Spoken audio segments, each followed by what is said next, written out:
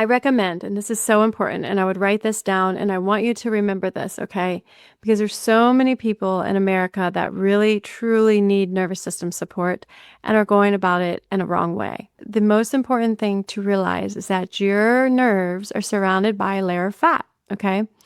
The nerves and the nerve endings. And so when we are trying to get herbs to enter into the nervous system, we need to administer it with fat. Some kind of fat is going to work way better. Welcome to the Wild Herbs Podcast, where we unpack and uncover the healing properties of wild herbs so you can heal naturally with the plants beneath your feet. I am your host, April Punsalan, wild untamed plant lady, also a botanist, an ethnobotanist, and herbalist dedicated to teaching you how to heal with plants. If you want to learn edible and medicinal plants, you are in the right place, my friend.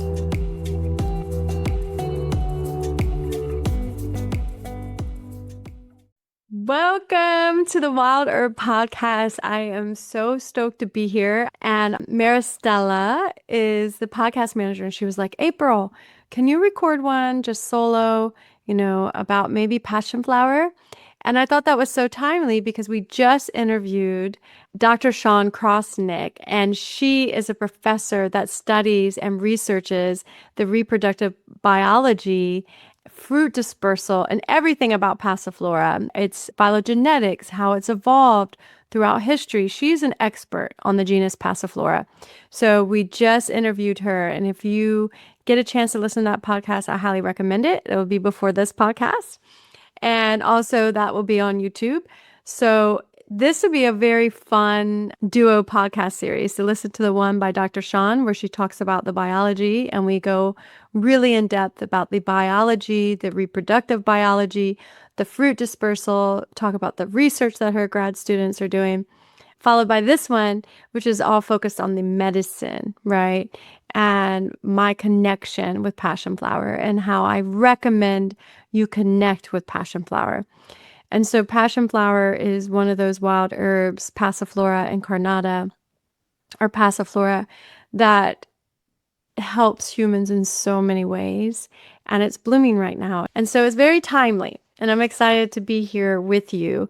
And so thank you for joining and listening. If you're listening to this on Spotify or Apple Podcasts, or if you're watching this on YouTube, because in this episode, my goal is to really teach you about Passiflora through the lens of my experience, right? And I'm one person, so definitely, do your own research and connect with the medicine.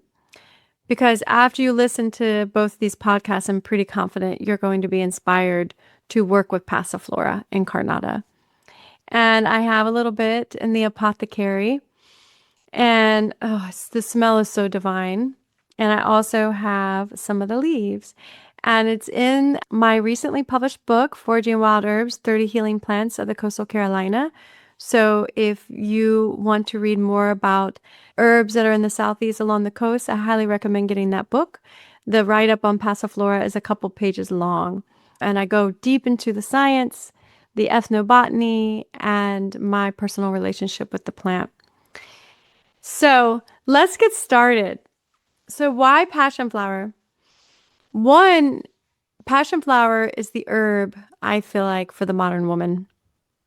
And this is because it relaxes the nervous system almost better than any other wild herb.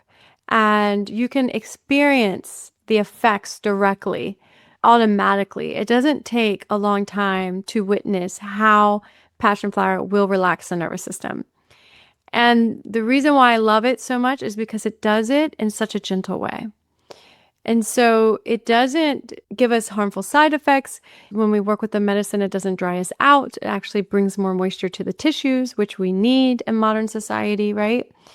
And so it's this very supportive, nervine herb that heals the nervous system.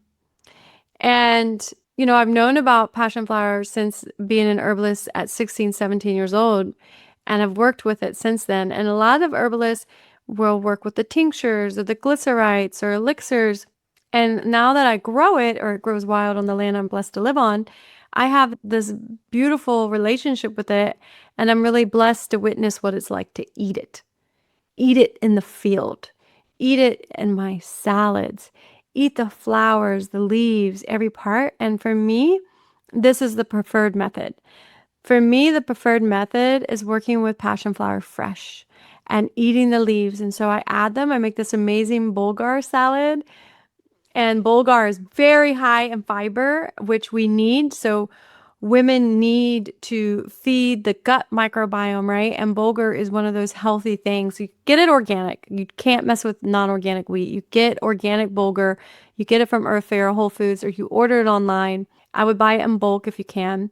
And then you make the bulgur, and then you add all of these fresh herbs, right? And if you grow passion flower, you go and you forage the passion flower leaves and you cut them up really fine and you add it to the bulgur salad. And what I do is, I'll just tell you, I make the bulgur, and then when it's cooked and it's done, I put it in a glass bowl and I shave beets. I take beets and I also do carrots. So I do beets and carrots and sometimes sunflower seeds or pumpkin seeds. And then I'll do 2 cups of wild herbs. So that is kind of like my method. And I need to start doing this again. I haven't done it that much this summer, but usually every summer, at least once or twice, I'm making this salad. But I rotate the grains. So sometimes it's quinoa. Sometimes it's bulgur, sometimes it's amaranth, right? And I kind of have the same foundation. But always 2 cups of wild greens, fresh, not cooked. And I just cut them up. I mince them with a knife, and then I put that into the salad. And then I'm usually using like 1/3 to, it's about like 1/3. I don't measure a lot, but 1/3 cup. I know the recipe's in the book, but 1/3 cup of olive oil, and then like some rice vinegar or any herbal vinegar, and then a little bit of maple syrup and salt and a little bit of pepper. And it's amazing. Such a good way to eat. And then usually I'll just do a boiled egg with that to get the protein. But what I've noticed is that when I work with passion flower fresh, when I'm eating it, it seems like I get the best benefits. Like it relaxes my nervous system, but I'm also getting all these vitamins and antioxidants from the leaves. Now, I will say this, I do dry it, and I have it dried in the apothecary. And if you watch this on YouTube, you will see me hold up the jar, and you see how full this jar is. I have not made very much tea with it. And so I think it's really important when we're working with wild plants and herbs for us to figure out the way that we are going to get it into our body. Now, if you live like in Alaska or you live in Canada, you're not going to probably be able to grow passion flower, right? You'll have to reseed it every year in the summer. So for you, buying the leaves dried and making a tea is going to be best. And it does hold its potency. For me, it seems like it loses, because I'm working with it fresh, I can tell that it has lost some of its potency, but some of its other properties, right, are a little bit more concentrated because the water is gone, removed from the leaves. And so we're left with these phytochemicals that are able to survive the drying process. And so there is still a lot of medicine in these dried leaves that I'm holding in the apothecary. And when I do work with them, and I should make a cup today because today's been a little wild and I am on my moon cycle. And so I could really use a cup of passion flower tea. But what I recommend, and this is so important, and I would write this down, and I want you to remember this, okay? Because there's so many people in America that really, truly need nervous system support and are going about it in a wrong way. The most important thing to realize is that your nerves are surrounded by a layer of fat, okay? The nerves and the nerve endings. And so when we are trying to get herbs to enter into the nervous system, we need to administer it with fat. Some kind of fat is going to work way better. And so what I've learned is getting raw milk is amazing, and heating the raw milk, and sometimes I'll even bring it to a light boil. And I know that kills a lot of the properties, but I'm more concerned about delivering the nervine herbs and the fat, right? And so sometimes I'll bring the milk up to a boil or heat it up really high, and then I put the passion flower dried leaves in the milk. And then I simmer that for 20 minutes. That is a game changer to the nervous system. You will be held, you will feel supported, you will feel like you're a little baby nestled in your mom's womb or breast. Okay, that's how nourished I felt. And then I thought, oh my gosh, For 20 plus years, I've been going about healing my nervous system the wrong way. I've been doing these tinctures, like whether it's a passionflower tincture, and they do work. Passionflower tincture, but I'll talk about the nuances. Passionflower tincture, all these different nervine tinctures I've been doing. But I realized at that moment that they are mostly relaxing my symptoms, calming my symptoms, right? Masking my symptoms, relieving, I should say, my symptoms, relieving my symptoms. But the passionflower leaves, dried or fresh, simmered and decocted, infused into the raw milk, was healing my nervous system. It was changing my whole body, my mind, body, and spirit. And that was an eye-opening for me. And so when I started to notice this big shift and this difference, I had to go deep into the literature because I'm a geeky scientist, right? So I go deep into the literature, and that's when I start really diving deep into the nervous system and how the nervous system, the tissue is surrounded by fat. The cells, they have like a lipid layer. There's a cell and there's a lipid layer on top.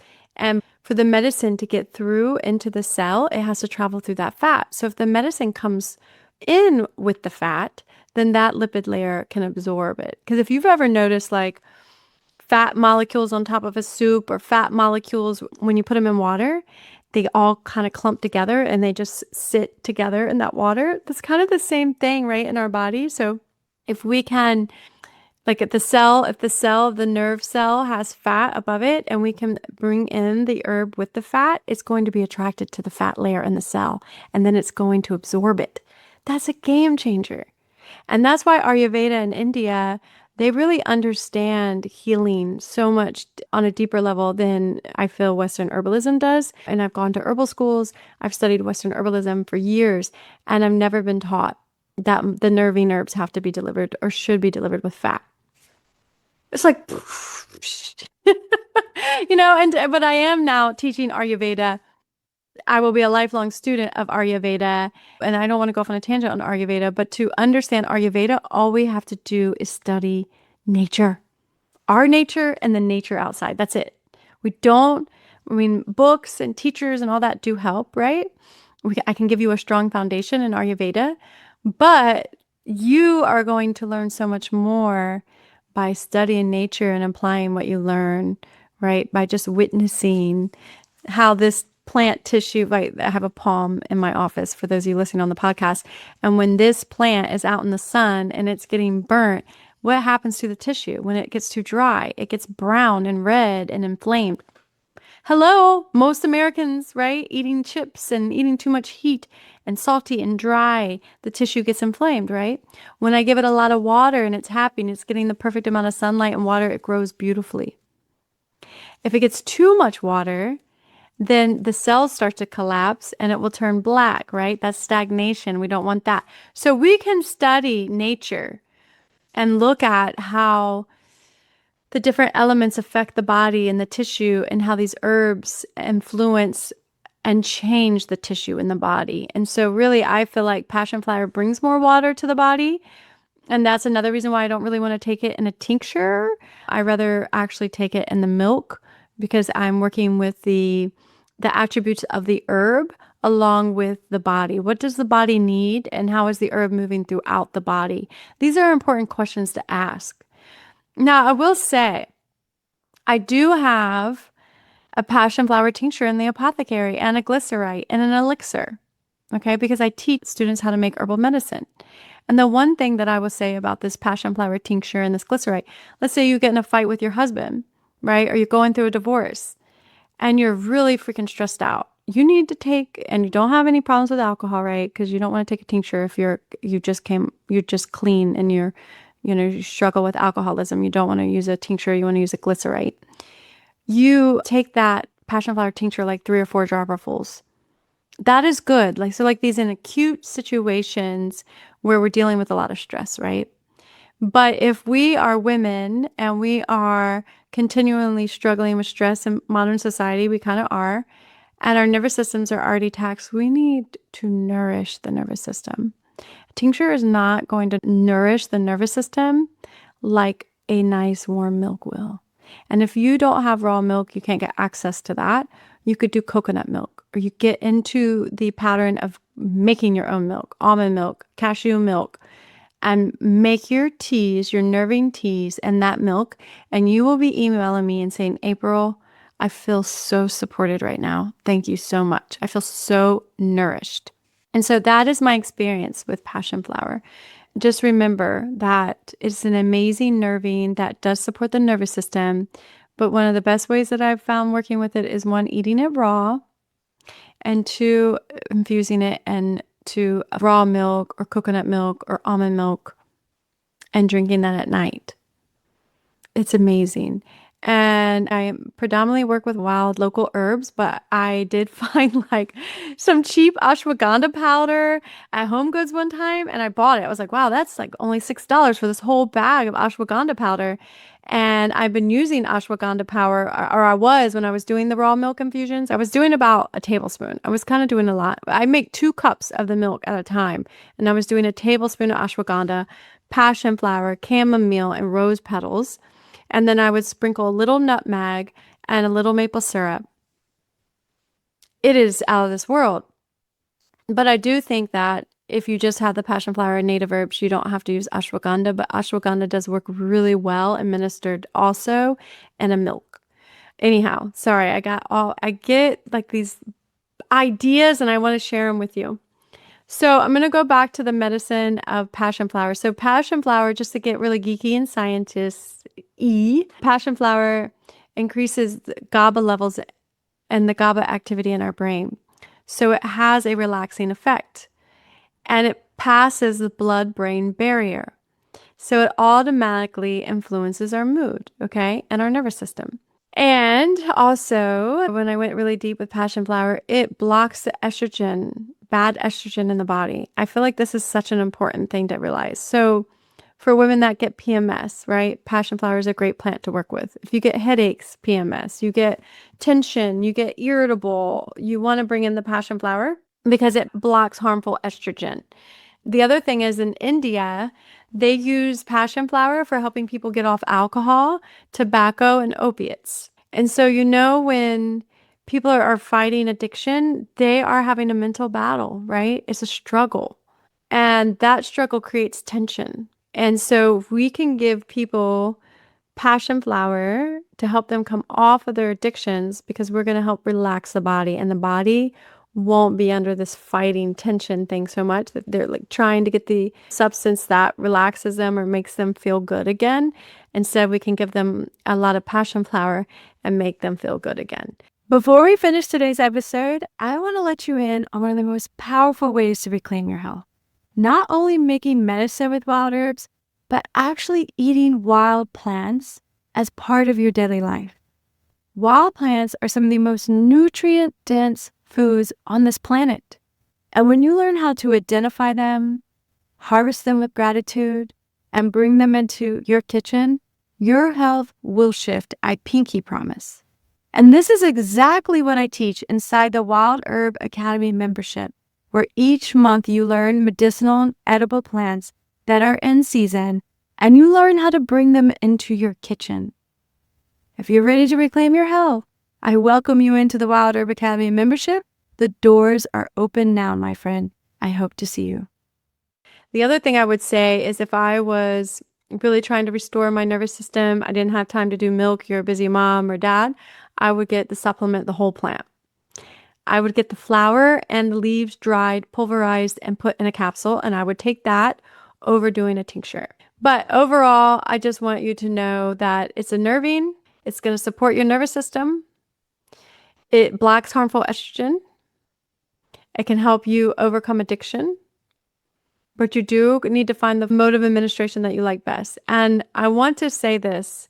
It's important to understand that I'm sharing from my point of view and my experience working with the plant.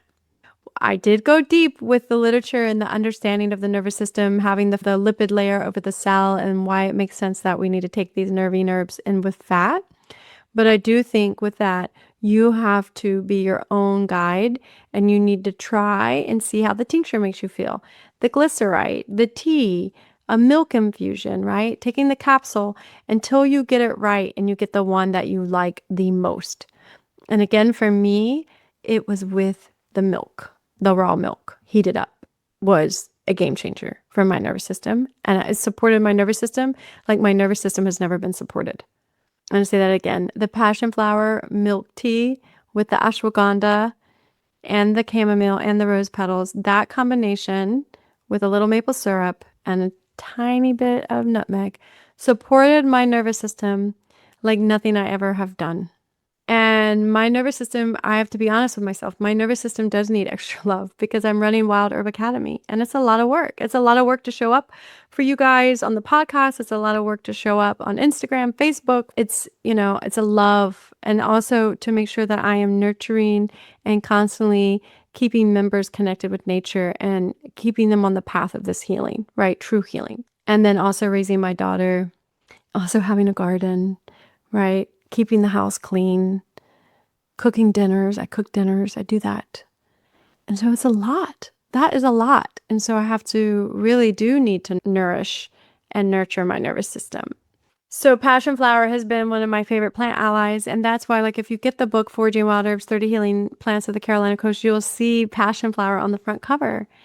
And last year, I'll say this, a little bit about gardening, and then I'll close because I could talk about Passionflower till I'm blue in the face.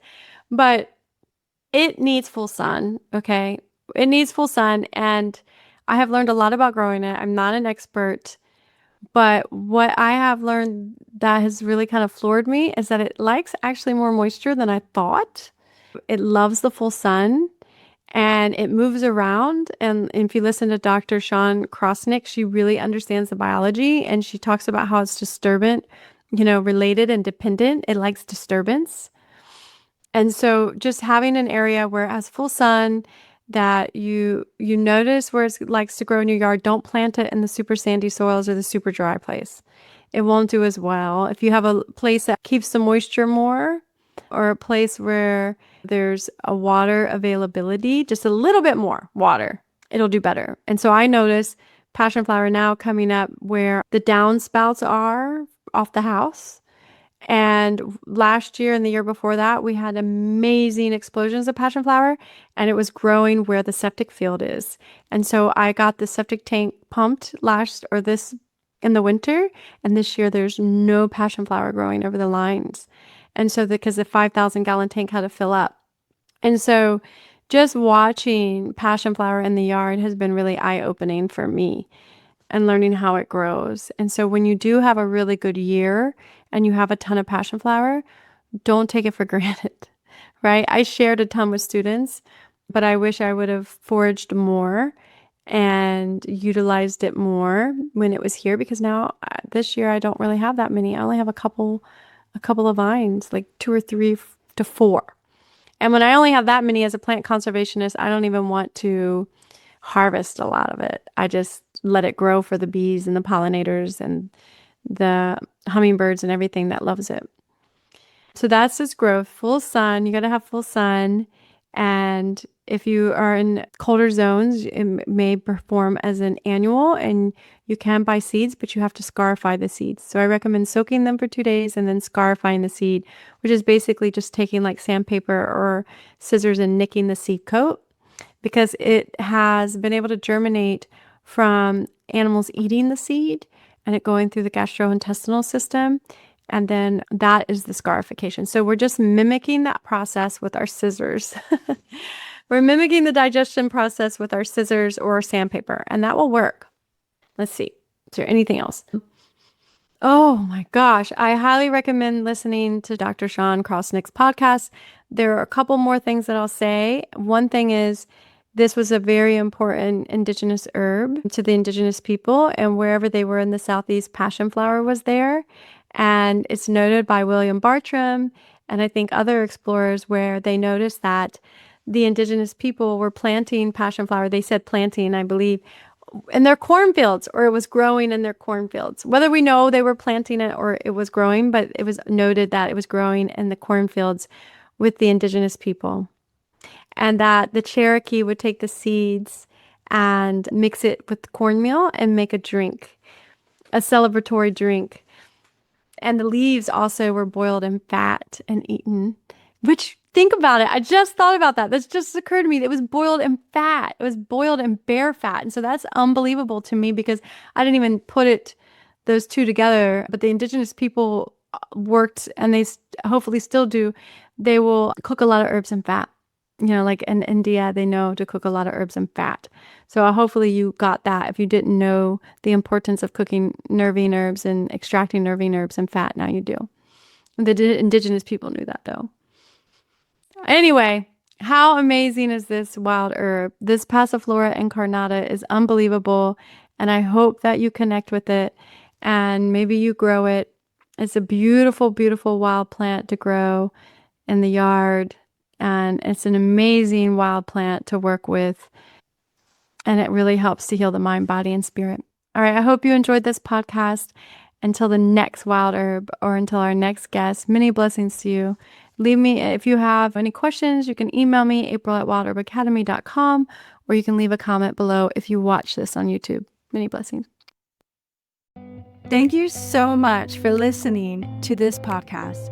Make sure you follow the Wild Herb Podcast so you can continually deepen your connection with wild plants and nature, the nature within and without. Stay wild and stay human.